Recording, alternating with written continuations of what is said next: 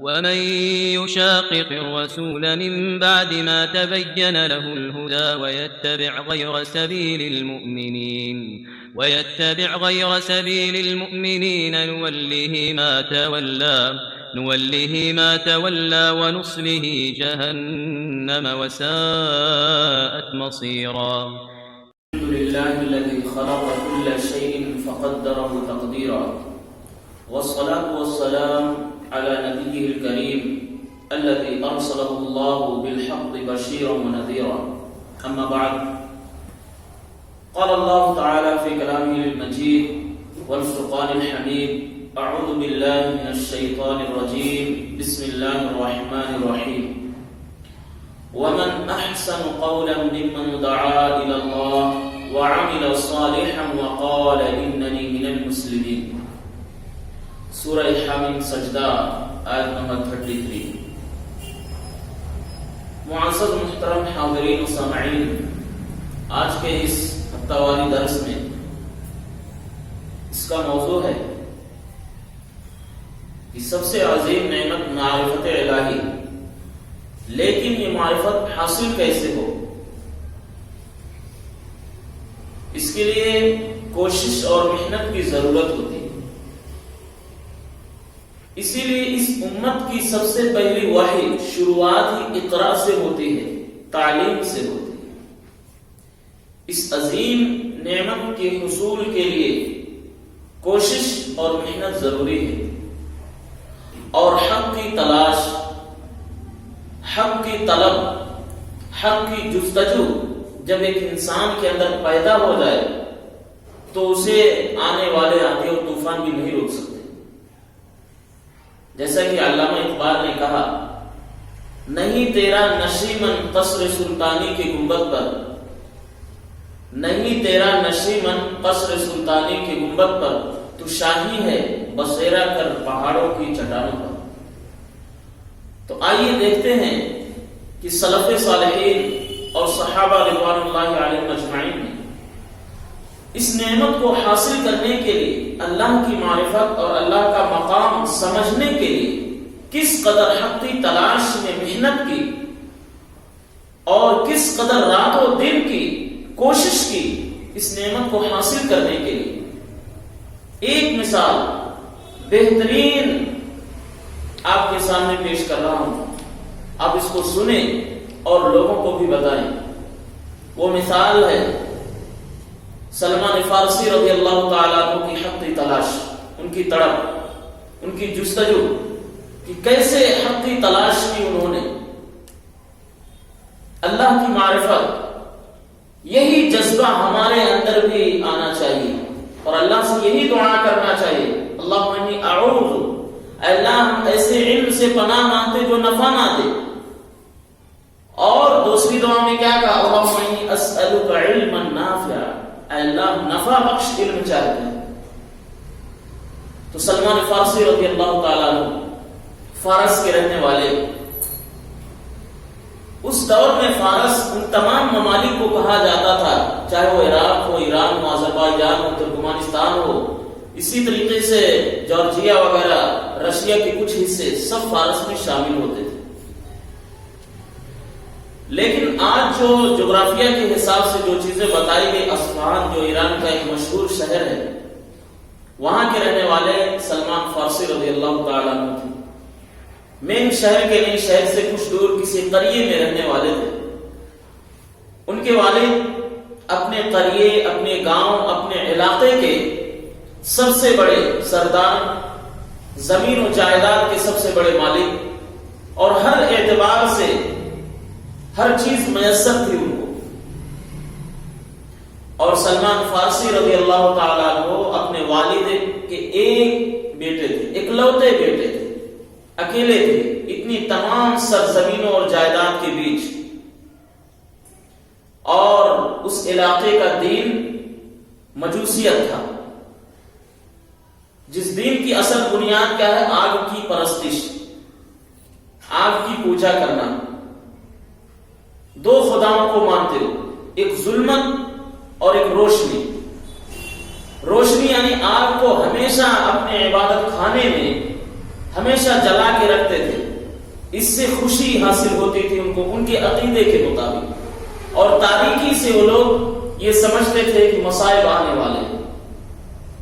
تو آج ان کی جو راجدھانی کہہ لیجیے وہ باکو ہے، جہاں پر مجوسیت کافی تیزی سے پھیل رہی ہے۔ تو خیر ان کے والد بہت سارے زمین و جائیداد کے مالک تھے، اور ان زمین و جائیداد کی دیکھ بھال خود کیا کرتے تھے۔ ایک دن کسی عمارت کی تعمیر میں مشغول ہو گئے، اور ان جائیداد کی دیکھ ریکھ کے لیے ان کو ٹائم نہ مل سکا، تو اپنے بیٹے سے کہا انہوں نے کہ اے میرے بیٹے، آج میں مشغول ہوں اور میں چاہتا ہوں کہ آپ آج جائیں اور جائیداد کی رکھوالی کریں کچھ دیر کے لیے، لیکن میں کچھ باتیں آپ سے کہنا چاہتا ہوں۔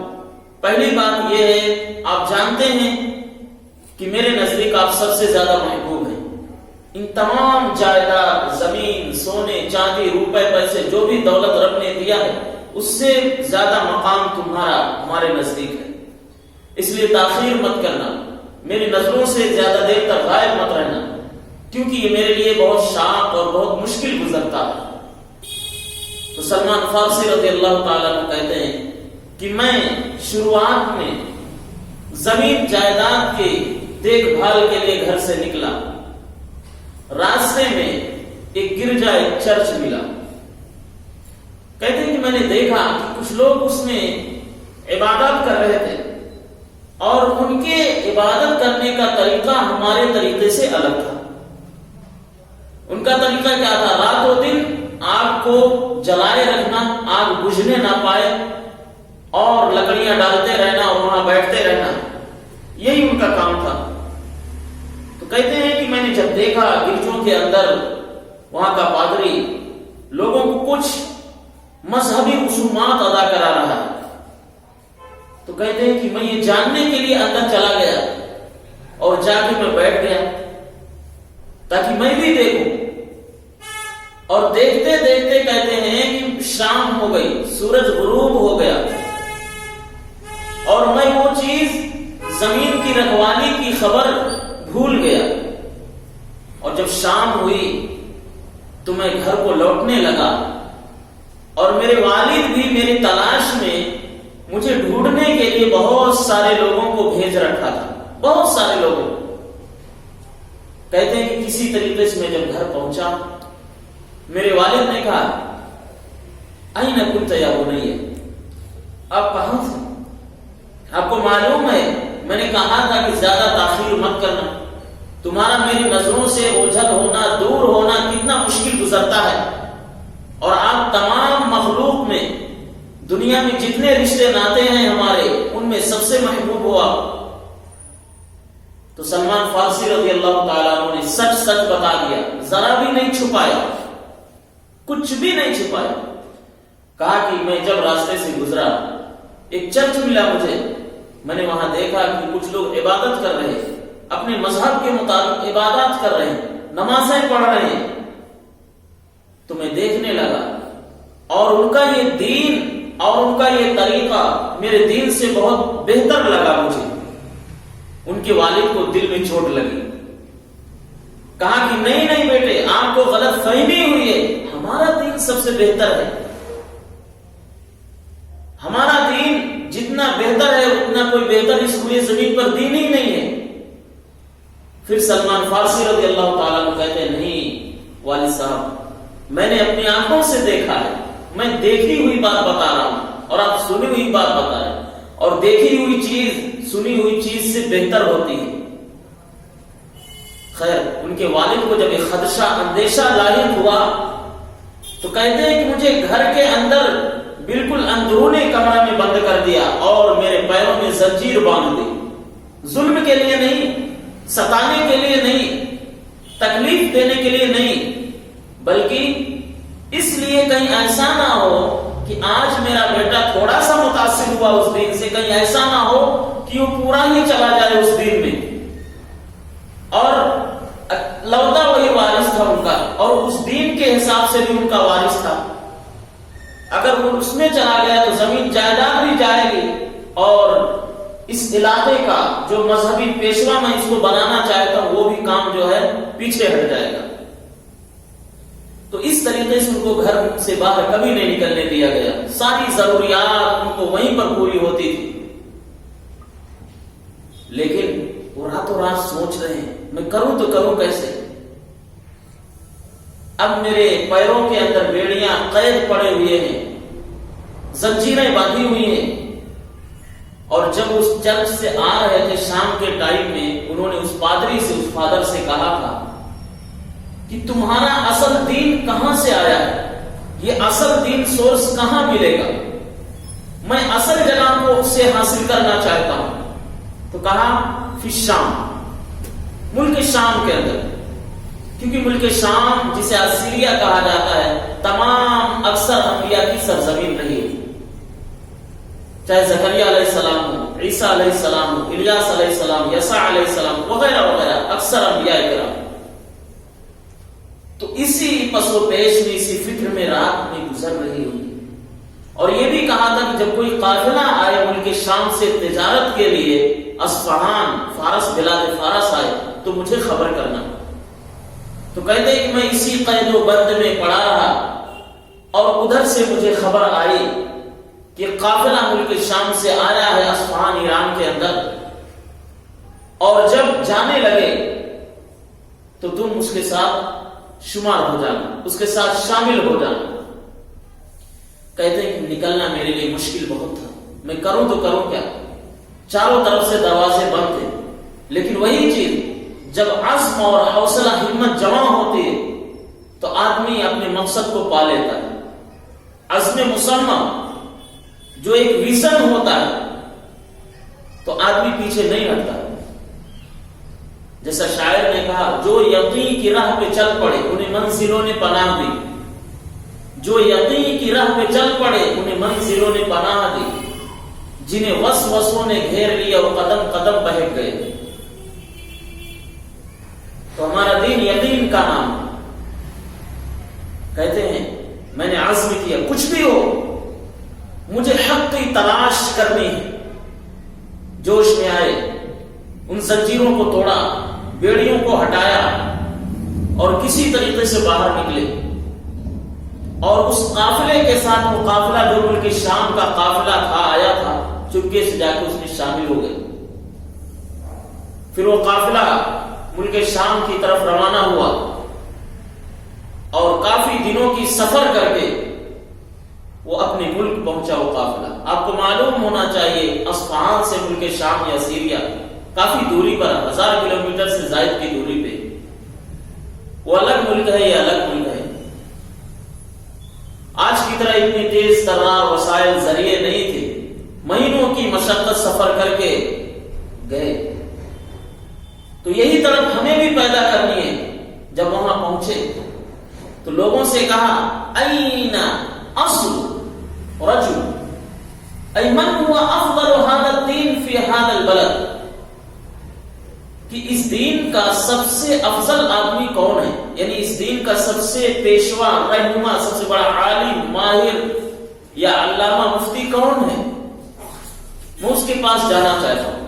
تو لوگوں نے اس کو بتایا, ایک گرجے کی طرف اشارہ کیا جو بڑا چرچ تھا ان کا. کہتے ہیں کہ میں گیا, وہاں کا جو فادر تھا میں اس سے ملا اور اس سے کہا میں آپ سے علم حاصل کرنا چاہتا ہوں اور آپ کی خدمت کرنا چاہتا ہوں اور آپ ہی کے پاس رہنا چاہتا ہوں, کیونکہ آپ کا یہ عبادت کا طریقہ مجھے اچھا لگا. کتنی چیزیں گئی؟ 4. پہلی چیز میں علم حاصل کرنا چاہتا ہوں, دوسری چیز کا خدمت. آپ اگر چاہتے ہیں کہ ٹھوس علم حاصل کرنا چاہیں تو استاذ کی, ٹیچر کی ادب اور خدمت کے بغیر نہیں حاصل کر سکتے, مضبوطی نہیں آ سکتی. یہ ضروری ہے, ان کا رسپیکٹ, ان کی عزت ضروری ہے. تو کہتے ہیں کہ میں نے دیکھا وہ شخص بہت برا آدمی تھا. حضرت سلمان فارسی رضی اللہ تعالیٰ عنہ کہتے ہیں میں نے روئے زمین پر اس سے برا کسی کو نہیں دیکھا. کیوں؟ کہتے ہیں کہ لوگوں کو صدقہ کرنے کی تقریر کرتا تھا, یعنی اسپیچ دیتا تھا اور زیادہ سے زیادہ کہتا ہے کہ لوگ چڑھاوا چڑھاؤ, دو لا کے جمع کرو. لیکن وہ جو سب کچھ چڑھاوا کہہ لیجیے یا جو صدقے کی رقم آتی تھی مسکینوں، غریبوں، بیواؤں، لاچار اور مددگار کو نہیں دیتا، بلکہ اپنے آپ پر استعمال کرتا تھا اور ایسی جگہ چھپا کے رکھتا تھا کسی کو معلوم نہیں۔ کہتے ہیں کہ جب اس کا انتقال ہو گیا، اس بیچ میں انہوں نے کوئی ہلچل نہیں مچائی اس کے خلاف یا ایسا کچھ بھی نہیں کہا۔ کہتے ہیں دل ہی دل میں بہت تڑپتا رہتا تھا، میں تو بہت بہتر سمجھتا تھا اور حق کی تلاش میں آیا تھا، اور سب سے افضل سب سے بہتر آدمی یہی بتایا گیا مجھے، تو سب سے برا آدمی کون ہوگا؟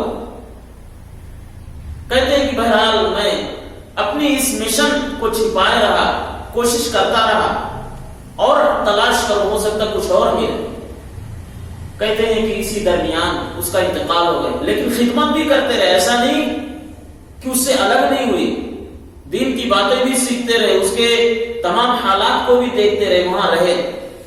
جب اس کا انتقال ہو گیا تو اس گرجے کے آس پاس جو لوگ آتے تھے اس کو دفنانے کے لیے اور کفن دفن کے رسومات ادا کرنے کے لیے اکٹھا ہوئی، اور اب تیاری ہو گئی کہ اب ان کو دفن کرنا ہے۔ تو سلمان فارسی رضی اللہ تعالیٰ عنہ سامنے آئے، کہا کہ لوگوں میں ایک بات کہنا چاہتا ہوں، وہ بات یہ ہے اس کو دفن مت کرو۔ لوگوں نے کہا کیوں؟ پھر وہی بات دہرائی، تمہیں صدقے کی ترغیب اور حکم دیا کرتا تھا اور وہ حق مسکینوں، بیواؤں، یتیموں کو نہیں دیا کرتا تھا۔ اگر آپ چاہتے ہو دلیل کے طور پر تو میں دکھاؤں یہ کہاں خزانہ کر کے رکھا ہوا ہے۔ تو لوگوں کو لے گئے، کئی گھڑے اور مٹکے بھر بھر سونے اور چاندی کے سکے، زیورات، روپے، پیسے، صرف کئی گھڑے بھر بھر کے رکھے تھے، اور جو اور بھی چیزیں تھی۔ جب لوگوں نے دیکھا ان کی آنکھیں پھٹی کی پھٹی رہی، یعنی حیرت، تعجب اس قدر کہ ہم تو ثواب سمجھ کے اور ایک اللہ سے قریب ہونے کے لیے ہم کرتے ہیں، اور یہ شخص ایسا کر رہا ہے۔ تو لوگ بہت ناراض ہوئے، اس کو فوراً سولی پہ لٹکایا، صلیب پہ لٹکایا، پھانسی پہ لٹکایا، اور سارے لوگ اکٹھا ہوئے، پتھر لے لے کے اس کو مارنے لگے۔ حالانکہ وہ مر چکا ہے، وہ اپنا غصہ، اپنی رنجش نکال رہا۔ اس کے بعد یہ معاملہ کلوز ہوا۔ پھر اس قریے کے لوگ، اس علاقے کے لوگ، ملک شام کے لوگ ایک دوسرے فادر، ایک دوسرے عالم کو، ایک دوسرے مفتی کو لے کے آئے۔ سلمان فارسی رضی اللہ تعالیٰ عنہ کہتے ہیں کہ میں نے اس شخص کو بہت اچھا پایا، بہت بہترین اخلاق والا پایا، اور جب تک وہ رہا اس گرجے میں اس کی تاحیات تعمر میں نے خدمت کی اور اس سے علم حاصل کرتا رہا، اور جو چیزیں بتاتا تھا میں اس کو سیکھتا رہا، دیکھتا رہا۔ اس سے ایک بات یہ نہیں سمجھ میں آتی، کسی ایک آدمی کو دیکھ کر پورے پہ فیصلہ نہیں لگانا چاہیے۔ جیسے کہ وہ شخص سب سے پہلے ان کو برا ضرور ملا، اگر وہیں بھی یہ فیصلہ قائم کر لیتے، جیسے کہ آج کے دور میں بہت سارے لوگ جلد بازی میں یہ ایسا ہے تو ان کی کمیونٹی بھی ویسی ہوگی، تو اس حساب سے ہمیں تحقیق، ہمارا کام تحقیق ہے۔ تو اس طریقے سے جب دوسرا شخص آیا تو بہت اچھا پایا انہوں نے، کیونکہ اس دور میں یہی دین روئے زمین پہ تھا، اور یہ آخری دور چل رہا تھا۔ عیسیٰ علیہ السلام جو تعلیم اور تبلیغ کر کے گئے تھے، لائے تھے، یہ وہ آخری دور چل رہا تھا۔ تو اس سے سیکھا، یہاں تک کہ اس کا بھی انتقال کا وقت جب قریب ہوا، انہوں نے کہا کہ آپ جانتے ہیں کہ میں اتنے دور سے آیا ہوں صرف اس دین کو حاصل کرنے کے لیے، اب آپ مجھے کس کے حوالے کریں گے؟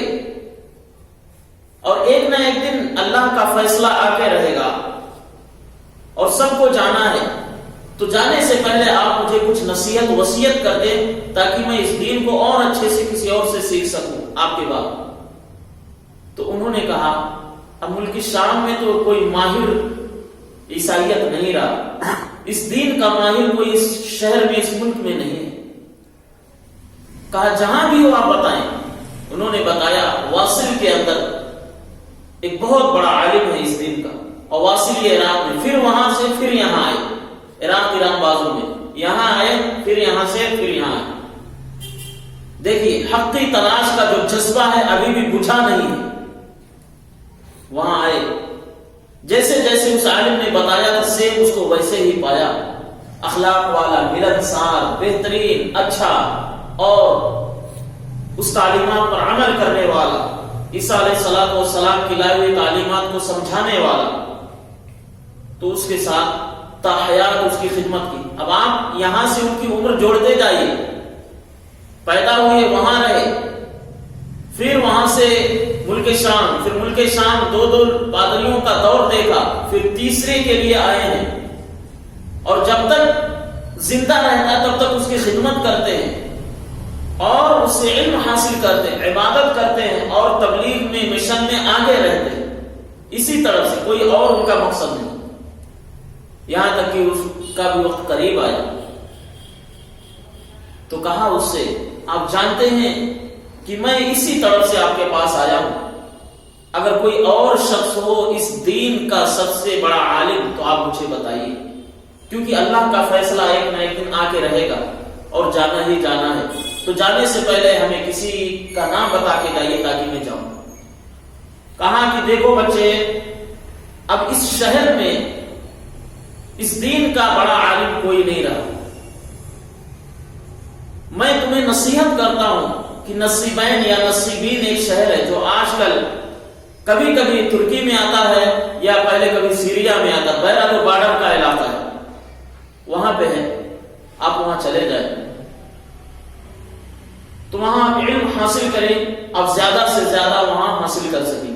کہتے کہ میں پھر وہاں سے، پھر عراق سے دریائے دجلہ پار کرتے کرتے کسی طریقے سے پھر ترکی آئے، پھر نصیبین آئے، حقی تلاش۔ اب یہاں سے ایک پوائنٹ یہ بھی ملتی ہے، علم کس سے حاصل کیا جائے جو کسی فن کا ماہر ہو، نیم حکیم خطرے جان سے نہیں، جو کسی چیز کا اسپیشلسٹ ہو، ظاہر کی بات وہی چیز باریکی سے باریک چیز بتائے گا۔ اسی طریقے شریعت میں بھی جو قرآن و سنت کو ماہر یا حوالے کے ساتھ آتھنٹک طریقے سے اور تحقیق کر کے بتاتا، اسی سے حاصل کرنا چاہیے۔ خیر اس کے پاس گئے، وہاں علم حاصل کیا، کافی زندگی بھر اس کی خدمت کی، پھر اس کا بھی وقت قریب آیا، انہوں نے پوچھا آپ کو معلوم ہے کہ ایک نہ ایک دن اللہ کا فیصلہ آ کے رہے گا اور آپ کو بھی جانا ہے، تو آپ مجھے بتائیے کہ اس دین کا سب سے بڑا عالم مجھے کس سرزمین پہ ملے گا، کہاں ملے گا؟ میں جانا چاہتا ہوں، میں سیکھنا چاہتا ہوں۔ تو اس آدمی نے بتایا جو نصیبین کا سب سے بڑا کرسچن کا عالم تھا، کہا اب اس سرزمین پر کوئی نہیں ہے بلکہ تمہیں دوسری شہر جانا پڑے۔ کہا کہیں بھی وہ بتاؤ۔ کہا عموریہ کے اندر ایک بڑا عالم ہے، اور عموریہ یہ ملک شام میں آتا ہے، دوسری سائڈ غزہ کی سائڈ، پھر اس کنارے سے اس کنارے۔ اب آپ سوچئے تڑپ، پھر وہاں آئے، پاس اس کی خدمت کی، اس کے پاس علم حاصل کیا اور اس کے ساتھ سیکھتے رہے، پڑھتے رہے، اس کی خدمت میں لگے رہے، یہاں تک کہ اس کا بھی وقت قریب آیا۔ اب آپ سوچئے 4-5 عالم، 4-5 مفتی جو کرسچنوں کے تھے، ان سے علم حاصل کیا، اور جب تک اس کا انتقال نہیں ہو جاتا تھا آخری دم تک اس کی خدمت کرتے تھے۔ اب آپ سوچئے کتنی عمر رہی ہوگی ان کی، پھر ان کی کتنی عمر ہے، لاسٹ میں ابھی معلوم پڑے گا۔ تو پھر عموریہ شہر کے جو پادری تھا اس سے کہتے ہیں کہ دیکھیے اللہ کا فیصلہ ایک نہ ایک دن آنے والا ہے، اور آپ کی جو حالت ہے کب اللہ کا فیصلہ آ جائے کسی کو معلوم نہیں، تو میں چاہتا ہوں آپ جانے سے پہلے مجھے بتا دیں کہ اس دین کا سب سے بڑا جانکار کون ہے، کہاں ہے، کب ملے گا مجھے۔ تو اس شخص نے کہا یہیں سے حق کی تلاش کا راستہ ٹرن ہوتا، یہیں سے مڑتا۔ اس نے کہا کہ اے میرے بیٹے، اب اس روئے زمین پر اس دین کا کوئی بھی جانکار بڑھیا اچھا عالم نہیں، بلکہ ایک ایسے نبی کے آنے کا زمانہ قریب ہے، ایک ایسے نبی کے آنے کا زمانہ قریب ہے جو جلد ہی دنیا کے اندر رونما ہوگا۔ لوگوں کے سامنے ہوگا، ابھی آیا نہیں لیکن اب روشنی اور ہدایت کا سورج نکلنے والا ہے۔ تو سلمان فارسی رضی اللہ تعالیٰ نے کہا کہاں ملیں گے وہ، کس سرزمین میں ملیں گے؟ کہا وہ حرم کی سرزمین سے ان کا وجود ہوگا اور وہیں سے ان کی بعثت نبی بنائے جائیں گے۔ تو کہتے ہیں کہ یہ باتیں جب میں نے سنی میرے دل میں بہت خواہش پیدا ہوئی کہ میں اس آخری نبی کا بھی پالوں، اس کا زمانہ پالوں، اس کی تعلیم کو سیکھوں۔ لیکن کہتے ہیں ابھی وہ نبی رونما نہیں ہوا تو کیسے جاؤں؟ کہتے ہیں کہ میں عموریہ ملک شام کے اندر ہی ٹھہرا رہا اور میں نے وہاں کے لوگوں سے کہا کہ جب حرم سے کچھ لوگ آئیں، یعنی مکہ سے کچھ لوگ آئیں تجارت کے واسطے، اور اہل مکہ اور ملک شام کے لوگوں کا کافی اچھا تعلق تھا تجارت کے واسطے، تو مجھے بتانا۔ تو پھر قافلہ آیا، اس کے اندر شامل ہوئے حقی طلب کے لیے، حقی تلاش کے لیے۔ کہتے ہیں کہ جب میں چلا وادی قرا کے اندر پہنچا، مکہ سے قریب ہے یہ علاقہ، یہ سرزمین، گویا کہ مکہ میں داخل ہونے کا بارڈر ہے، انٹری گیٹ ہے۔ کہتے ہیں کہ ان لوگوں نے مجھ پر ظلم کیا، یہ ان کے الفاظ ہیں، اور یہ جو حدیث بیان کر رہا ہوں یہ اس کی کہانی نہیں، مسند بزار حدیث کی ایک کتاب ہے، اس میں بھی ہے، بخاری شریف میں بھی آپ کو مل جائے گا، مسند بقی ابن مخلد میں مل جائے گا، اور اس حدیث کے راوی ہیں عبداللہ ابن عباس رضی اللہ تعالیٰ۔ کہتے ہیں کہ فظلمونی، انہوں نے مجھ پر ظلم کیا۔ کیا ظلم کیا؟ اس کی تفصیل زیادہ نہیں ملتی، لیکن لفظ ظلم خود بتاتا ہے فظلمونی ان کے الفاظ ہیں، اور مجھے ایک یہودی آدمی کے ساتھ چند درہم میں بیچ دیا، یوسف علیہ السلام کی طرح کسی یہودی کے ہاتھوں مجھے چند درہم میں بیچ دیا۔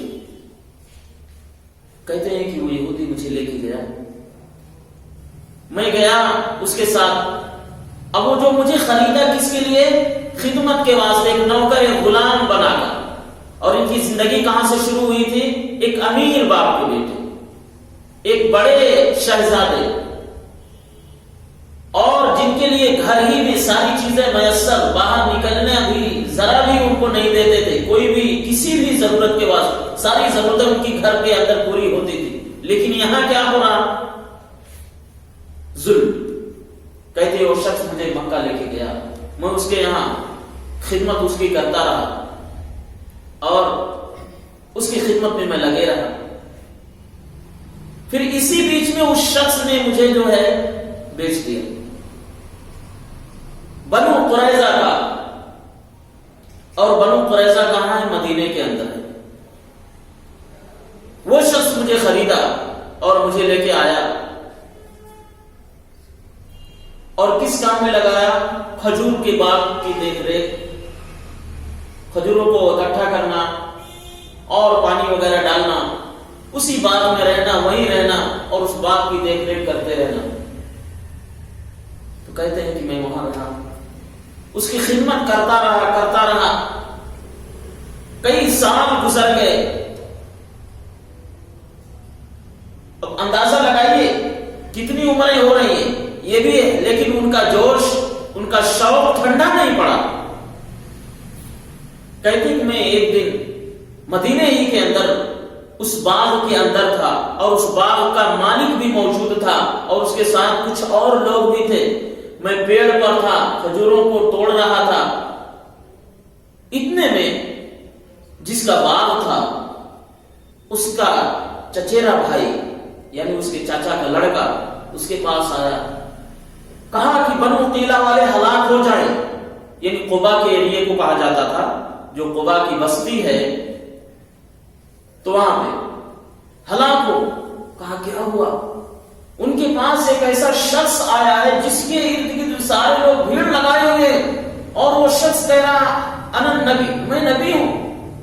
حضرت سلمان فارسی رضی اللہ تعالیٰ عنہ کہتے ہیں کہ یہ سننا تھا کہ میرے جسم میں کبھی ایک تڑپ پیدا ہوئی کہ میں ابھی پیڑ سے گر جاؤں گا، اور میں کہتے ہیں کہ میں سوچا کہ میں اتروں بھی نہ بلکہ میں جلدی کود جاؤں. مالک نیچے کھڑا تھا, اسی کے اوپر کود جاؤں تاکہ میں جلدی سے اس خبر کو جان سکوں. کہتے ہیں کہ میں جیسے تیسے کر کے جلدی سے نیچے آیا, جتنی جلدی ہو سکتی تھی. کہتی میں ان کے درمیان کھڑا ہو گیا. جب یہ خبر میں نے سنی, میں نے کہا کیا ہے خبر کی حقیقت کیا ہے؟ کہتے ہیں کہ جو میرا مالک تھا, باغ کا مالک تھا, اس نے مجھے زبردست تھپڑ لگایا اور بہت سختی سے مارا. کہا تمہارا کیا کام ہے اس میں؟ تم کہاں, کیا تمہارا کیا؟ اپنے کام پہ دھیان دو, اپنے کام پہ دھیان دو. تو کہتے ہیں کہ لیکن مار تو مجھے ذرا بھی تکلیف نہیں ہوئی. وہ تڑپ, وہ چیز میرے دل میں رہی, وہ چیز میرے اندر رہی. اور کہتے ہیں کہ میں سوچنے لگا, جو عموریہ شہر کے پادری نے مجھے بتایا تھا کہ ایسی سرزمین میں کھجور والے باغات کا علاقہ ہوگا, پتھروں والی سرزمین ہوگی اور اس طریقے سے لال کنکریٹ ہوں گے, یہ ساری نشانیاں مجھے نظر آ رہی ہیں. اور اس پادری نے بھی 3-4 اور اہم اس نبی کی نشانیاں بتائی تھی. پہلی نشانی انہو لا یأکل الصدقہ, کہ وہ نبی صدقہ نہیں کھاتا ہے. نہ تو وہ کھاتا ہے, نہ تو آل بیت آل رسول پر صدقہ حرام ہے. دوسری نشانی, وہ ہدیہ قبول کرتا اور ہدیہ کھاتا ہے. تیسری چیز, اس کے دونوں کندھوں کے بیچ ایک مہر, ایک نشانی ہوگی جو اس بات کی علامت ہے کہ وہ نبی برحق ہے. کہتے ہیں میں اب ان تینوں چیزوں کو تلاش کرنے کے لیے, تحقیق کرنے کے لیے میں سوچنے لگا.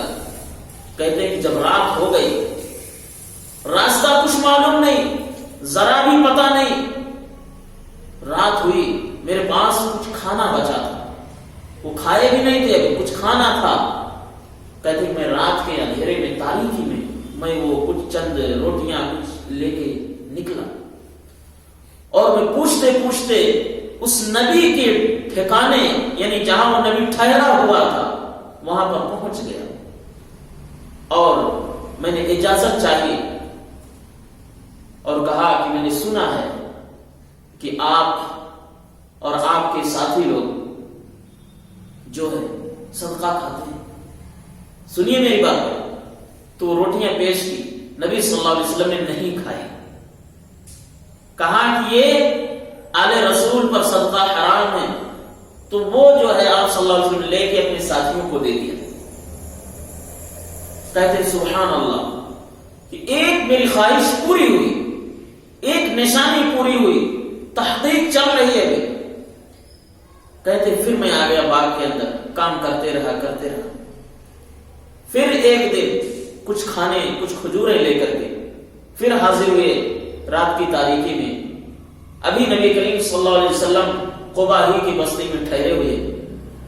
کہتے ہیں کہ میں آیا اور کہا کہ لیجئے میری طرف سے ہدیہ ہے. تو نبی صلی اللہ علیہ وسلم نے خود کھایا اور اپنے اصحاب کو بھی کھلایا, سب کو کھلایا. تو بس اتنا ہی, اس سے زیادہ اور کچھ نہیں. یہ سارا معاملہ کر کے پھر واپس آ گئے. کہتے ہیں سبحان اللہ, یہ دوسری نشانی مکمل ہوئی, یہ دوسری چیز متحقق ہوئی اور سچ ثابت ہوئی. ایک نشانی اور رہ گئی, تیسری چیز, کیونکہ اس عالم نے 3 باتیں بتائی. کہتے ہیں کہ میں پھر واپس آ گیا, پھر باغ میں لگا رہا, اس کی خدمت کرتا رہا, اس مالک کے باغات میں رہا میں. پھر اس تیسری نشانی کو تحقیق کرنے کے لیے چلا. کہتے ہیں کہ میں آیا, دیکھا ایک جنازہ جا رہا ہے, اس میں نبی کریم صلی اللہ علیہ وسلم ہیں. تو میں بھی آپ صلی اللہ علیہ وسلم کے آگے پیچھے گھومنے لگا. طواف نہیں جیسا آج کل کیا جاتا ہے, اس تلاش میں کہ وہ نشانی ہے کہاں, کندھوں کے بیچ میں ہے, بتایا تھا ہوگی ضرور, تو میں دیکھنا چاہتا. کہتے ہیں کہ نبی کریم صلی اللہ علیہ وسلم نے یہ چیز سمجھ لی اور بھانپ لیا کہ ہاں یہ کچھ چاہتا ہے. تو نبی کریم صلی اللہ علیہ وسلم نے ایک چادر اوڑھ رکھی تھی, اوپر نیچے ازار تھا, تو چادر کو تھوڑا کھسکا دیا. تو سلمان فارسی رضی اللہ تعالیٰ عنہ کہتے ہیں کہ میں نے وہ نشانی دیکھی اور مہر دیکھی اور میں نے اپنے ہونٹوں سے چوما، اور کہتے ہیں کہ پھر میں نبی صلی اللہ علیہ وسلم سے لپٹ کے رونے لگا. پوری رودات کہتے ہیں کہ میں نے نبی صلی اللہ علیہ وسلم کو سنائی، اور پھر نبی صلی اللہ علیہ وسلم کہتے ہیں کہ یہ ایسا واقعہ ہے کہ صحابہ کو بھی بتاؤ، میرے ساتھیوں کو بھی بتاؤ. پھر انہوں نے عبداللہ بن عباس کو اور بھی صحابہ کو بتایا. لیکن ابھی بھی کس حالت میں ہے؟ ابھی بھی پھر رقت غلامی میں خدمت گزار کی حیثیت سے ہے. نبی کریم صلی اللہ علیہ وسلم نے کہا جاؤ جو معاہدہ ہے تمہارا تمہارے مالک سے اس کو پورا کرو. کہتے کہ میں پھر آ گیا باغات میں اور میں رات و دن اس مالک کی خدمت، باغات کی خدمت میں لگے رہا. پھر کبھی چپکے کہتے ہیں کہ میں آتا. ایک بار نبی کریم صلی اللہ علیہ وسلم نے کہا اپنے اس بھائی کی مدد کرو، اور سلمان فارسی سے کہا کہ اپنے مالک سے ایک معاہدہ کر لو اتنی رقم پہ کہ وہ تمہیں آزاد کر دے گا. چنانچہ کچھ رقم طے ہوئی تو صحابہ کرام نے دل کھول کے مدد کیا، اور 300 سے زائد کھجور کے پیڑ اور بہت ساری چیزیں جو صحابہ کرام نے مدد کی، کچھ چاندی کے سکے اور بہت ساری چیزیں تھی.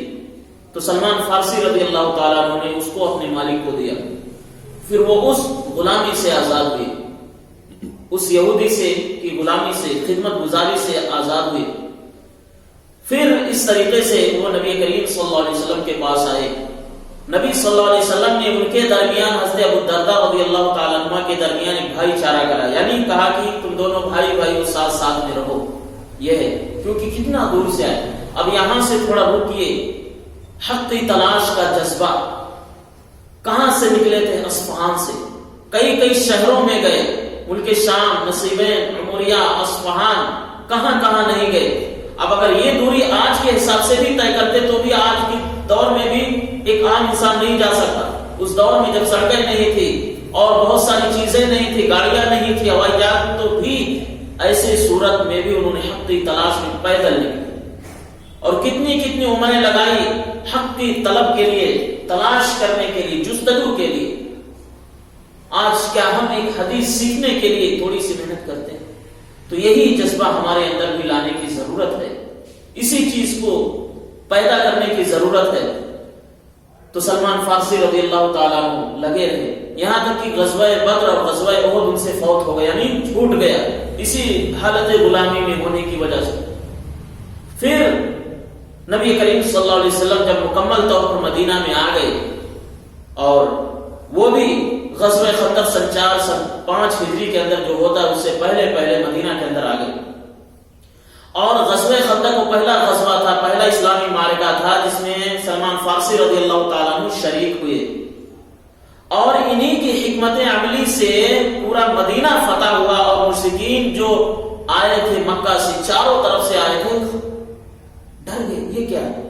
کیونکہ ایسا طریقہ انہوں نے بتایا نبی صلی اللہ علیہ وسلم کو. طریقہ کیا تھا؟ خندق کے مطلب ہوتے گڑھے، فارسی لفظ ہے خندق مطلب گڑھے.